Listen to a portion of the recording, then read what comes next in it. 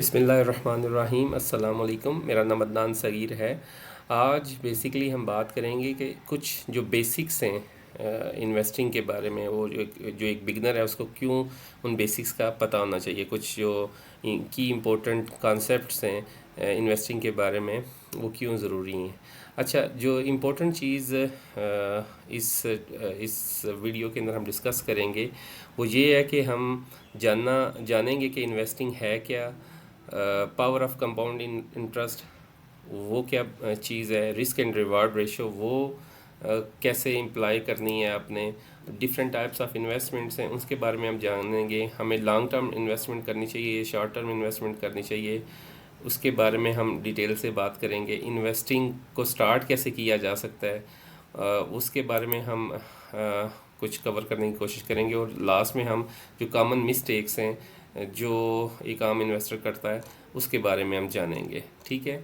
अच्छा, मैं अब थोड़ा सा अपना तारफ़ अगर करवाऊँ आपको, तो मैंने स्टार्ट किया इन्वेस्टिंग 2020 में, एंड ऑफ 2020 में ना। और जो मैंने फ़र्स्ट स्टॉक बाय किया है, और ऑलमोस्ट अभी मुझे 3.5 साल हो चुके हैं, और मैंने इसको एग्रेसिवली पढ़ा भी है, सीखा भी है, और जानने की कोशिश की है कि इन्वेस्टिंग है क्या और कैसे हम इससे फ़ायदा उठा सकते हैं।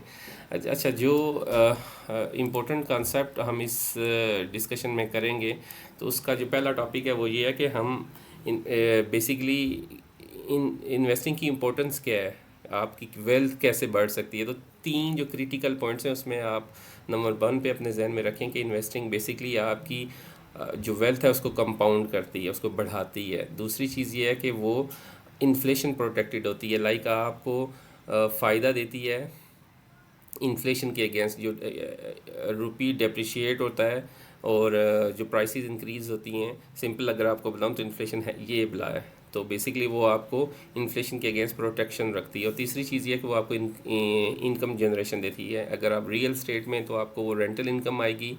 अगर आप स्टॉक्स में इन्वेस्टेड हैं तो आपको डिविडेंड इनकम आएगी। गोल्ड आपको कुछ इनकम तो नहीं देता, लेकिन with the passage of time उसमें अप्रिसिएशन आती है। और इसी तरह क्रिप्टो है, वो भी आपको कुछ इनकम जनरेट तो नहीं करती, लेकिन with the passage of time अगर आपने किसी अच्छे एसेट क्लास में इन्वेस्ट किया हुआ है तो आपको उसका लॉन्ग टर्म में फ़ायदा होगा। अच्छा, अब दूसरा जो चीज़ है कि इन्वेस्टिंग बेसिकली है क्या।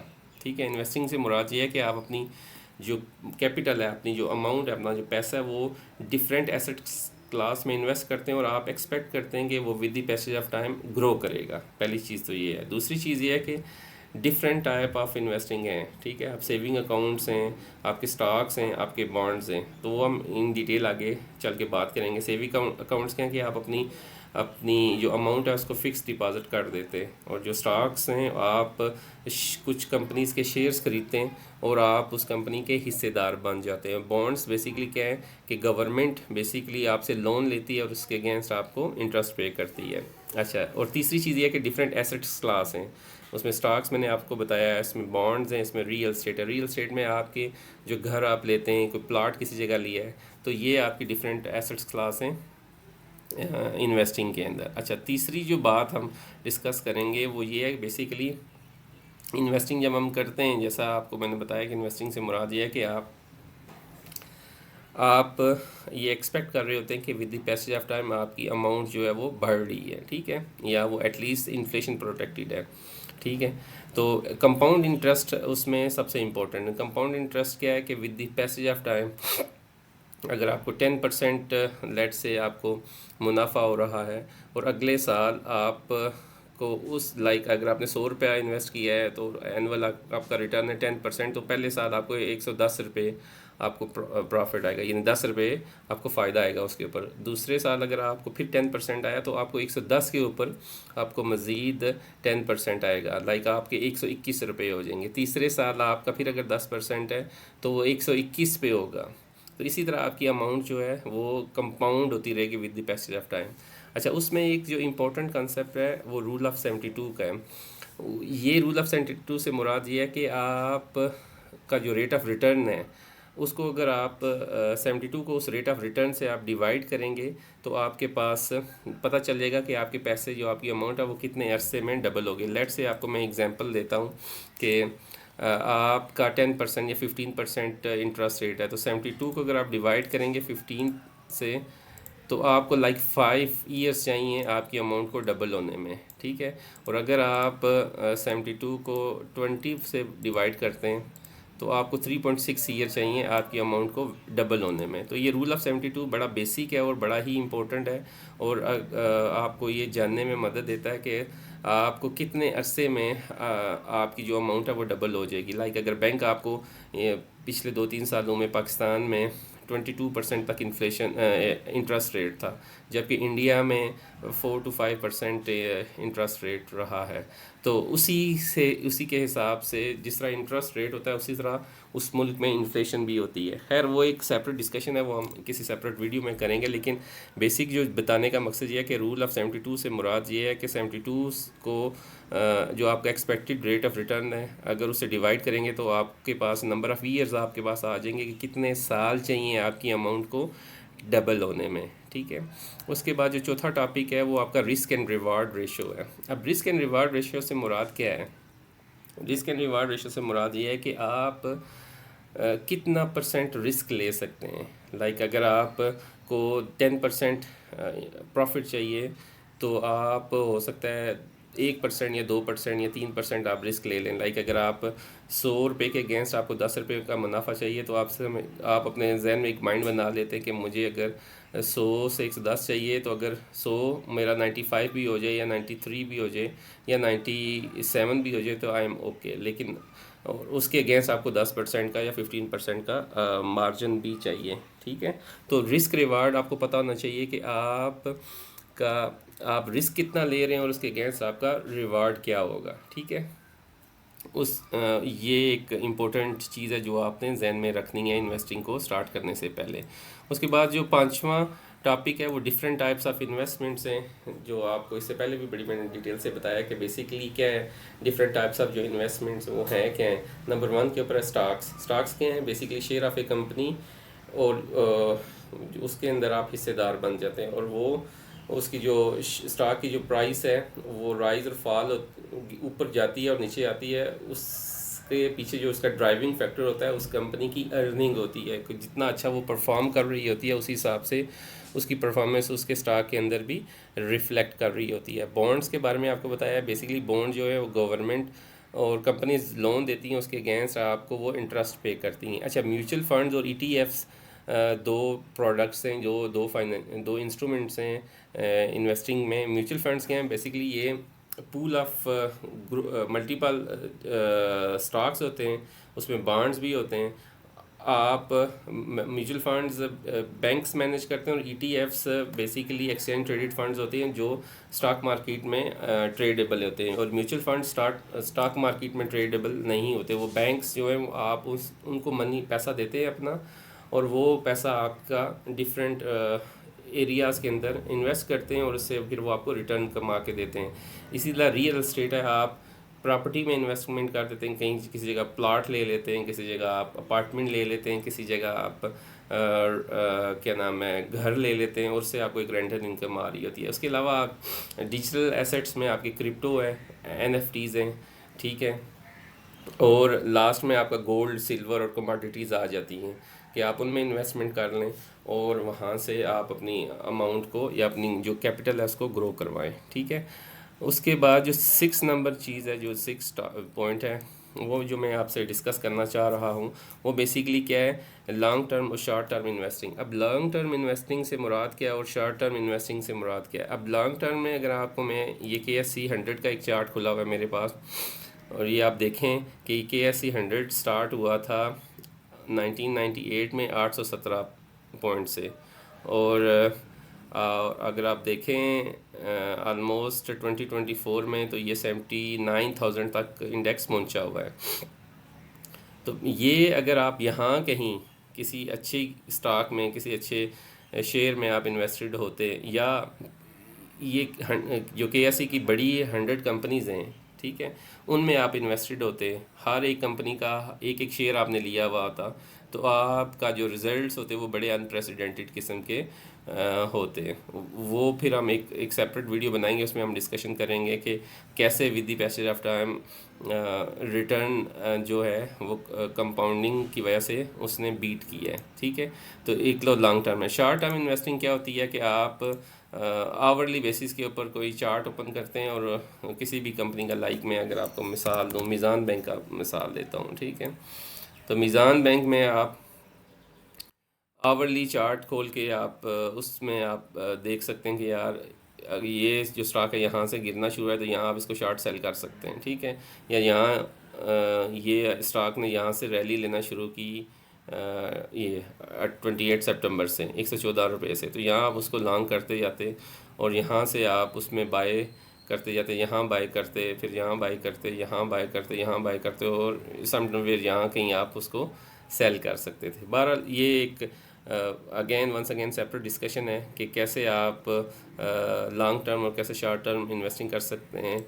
लेकिन जो की इम्पोर्टेंट एरिया है वो आपको जानना है कि आपने एज ए बिगनर आपने जिन कंपनीज़ में इन्वेस्ट करना है वो क्या वो ऐसी कंपनीज़ हैं जिन्होंने पिछले 10 15 20 साल में जो मुख्तलिफ इकनॉमिक कंडीशन रही हैं, जो फाइनेंशियल क्राइसिस रही हैं, उसमें अपने आप को सर्वाइव किया या नहीं किया। लाइक अगर आप पाकिस्तान की लीडिंग जो कंपनी है, मैं अगर आप सीमेंट सेक्टर में बात करें तो लकी सीमेंट एक कंपनी। ठीक है, तो लकी सीमेंट का अगर आप चार्ट देखते हैं पिछले पिछले 10 15 20 साल का, तो आप देखें 1999 से लेके ये 2000, ये डॉट कॉम बबल का बर्स्ट था, उसके बाद ये 2008 का फाइनेंशियल क्राइसिस था, उसके बाद बीच में पाकिस्तान में डिफरेंट गवर्नमेंट्स आई गई, फिर उसके बाद आपको यहाँ ये कोविड-19 का एक टेन्योर नज़र आया। और यानी ये ऐसी कंपनी है जिसने डिफरेंट एरियाज़ में डिफरेंट टाइम्स में एक अच्छा परफॉर्म किया। अगर हम एंग्रो की बात करें, एंग्रो कॉरपोरेशन की एक बड़ा ग्रुप है पाकिस्तान का,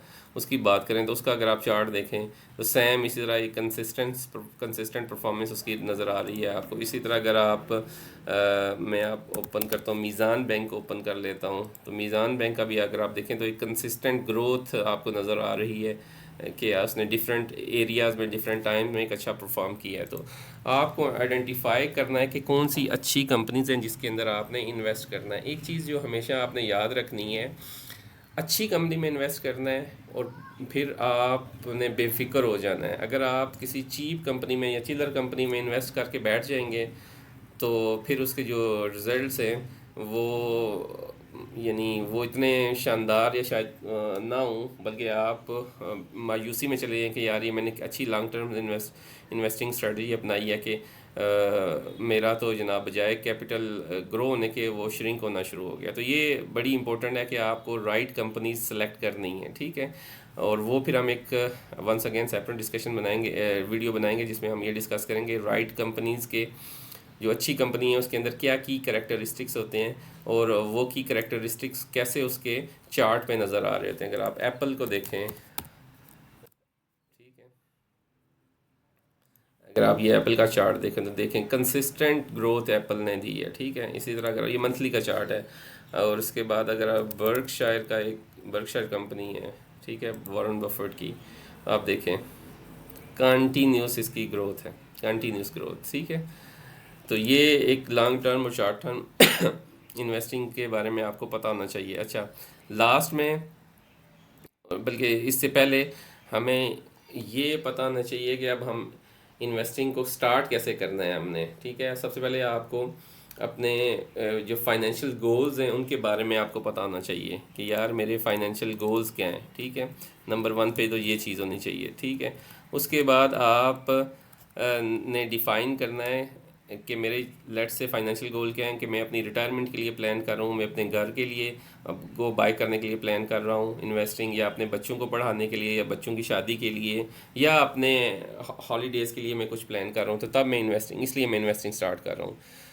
दूसरी चीज़ ये है कि आपके पास हमेशा इमरजेंसी फ़ंड होना चाहिए। अब इमरजेंसी फ़ंड से मुराद क्या है, मेरी इमरजेंसी फ़ंड से मुराद ये है कि आप लेट से आप अपने माइंड में बना लें कि फॉर एग्ज़ाम्पल मैं आपको कहता हूँ कि आपका आपके जो करंट सिनेरियो उसमें आपकी 1 लाख रुपया मंथली एक्सपेंसेस हैं, तो आपके पास 6 मंथ का बैकअप आपके पास होना चाहिए जब आप इन्वेस्टिंग स्टार्ट कर रहे हैं उससे पहले, यानी आपके पास 6 लाख रुपया एट अ टाइम आपके अकाउंट में पड़ा होना चाहिए।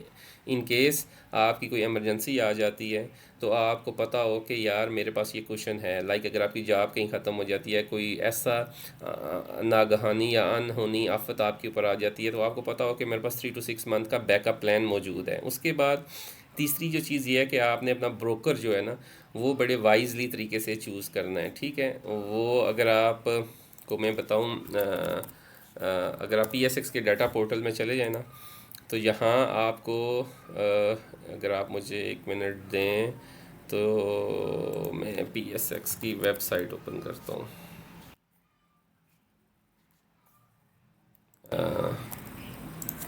Sorry, Pakistan stock exchange broker list, ठीक है। तो ये आपके पास टॉप 10 ब्रोकर्स आपके पास आ जाएंगे, ठीक है, अगर आप पाकिस्तान में इन्वेस्टेड हैं। इसी तरह आप अगर इंडिया में या किसी और कंट्री में, तो आपको चूज़ कर लेना। तो यहाँ आपके पास टॉप 10 ब्रोकर्स हैं, ठीक है। जैसे नंबर 1 पे AKD सिक्योरिटीज़ है, नंबर 2 पे मोहम्मद मुनीर, मोहम्मद अहमद ख़ानानी सिक्योरिटीज़ हैं, आरफ हबीब है, JS ग्लोबल है। तो आप सिंपली AKD सिक्योरिटीज़ की वेबसाइट गूगल पे जाएँ और लिखें AKD सिक्योरिटीज़, ठीक है। तो आप सिंपली इनसे कांटेक्ट करें और अपना बेसिक अकाउंट खुला लें। पाकिस्तान में जो बेसिक अकाउंट ओपन होता है वो 5,000 से होता है, उसमें से जो 500 रुपये है वो शायद फ़ी है ब्रोकर की, और जो 4,500 रुपीज़ हैं वो आपके अकाउंट में आ जाते हैं, ठीक है। वो आपसे उससे आप इन्वेस्टिंग स्टार्ट कर सकते हैं। उसके बाद जो लास्ट चीज़ है उसमें आपको डॉलर कास्ट एवरेजिंग करनी होती है। डॉलर कास्ट एवरेजिंग या सिप से क्या मुराद है, सिस्टमेटिक इन्वेस्टमेंट प्लान, कि आप डिफ़ाइन कर लें कि आपने अपनी सैलरी का या अपनी इनकम का 1%, 5%, 10% एक अमाउंट मुख्तस करनी है और आपने उसको इन्वेस्ट करते रहना है, जो आपका पोर्टफोलियो बनाया हुआ है उसके अंदर आपने, ठीक है। तो ये इस तरह डॉलर कास्ट एवरेजिंग होती है। लाइक अगर आप मैं अगर आपको मीज़ान बैंक का बताऊं, ठीक है, अगर मीज़ान बैंक का आपका मैं चार्ट ओपन कर लूं और इसको मैं वीकली पे आ जाऊं, ठीक है। तो वीकली में आप देखें, मीज़ान अगर आपने 2009 से स्टार्ट करना शुरू किया 4 रुपये से, ठीक है ना, और हर महीने आप रिगार्डलेस ये 7 रुपये पे गया, फिर 5 पे आया, आपको 10 पे गया, फिर इसी तरह बढ़ता गया। तो ये अगर आप कंटिन्यूसली हर महीने 10,000 रुपया या 5,000 रुपये के ये शेयर्स लेते जाते, तो ये आपकी एक डॉलर कास्ट एवरेजिंग बनी हुई होती, ठीक है। और उसका फ़ायदा ये होता कि with the passage of time जैसे जैसे ये स्टॉक कंपाउंड कर रहा था, उसी तरह आपकी वेल्थ भी कंपाउंड होती रहती, ठीक है।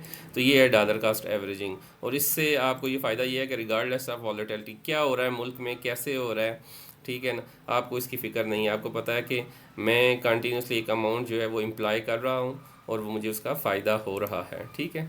अब लास्ट में कुछ हमारी जो कॉमन मिस्टेक्स हैं, उसमें सबसे जो इम्पोर्टेंट फैक्टर है वो इमोशनल इन्वेस्टिंग है। बेसिकली हमें अपने फ़ियर और ग्रीड को ना कंट्रोल करना है, ठीक है। फ़ियर से मुराद क्या है, अगर मैं अगेन इसी की मिसाल दूँ, आपने यहाँ इन्वेस्ट किया 2009 में, ठीक है, 2009 में, और आपको यहाँ लगा ये अब ये स्टॉक नीचे गिरने लगा है, ठीक है, 7 रुपये पे आया है, तो यहाँ आपका fear factor for sure high होगा कि यार कहीं मेरी जो ये स्टॉक है वो यहाँ ना आ जाए, क्योंकि यहाँ से ऑलरेडी ये 13 से 3 रुपये पे आया हुआ होता है।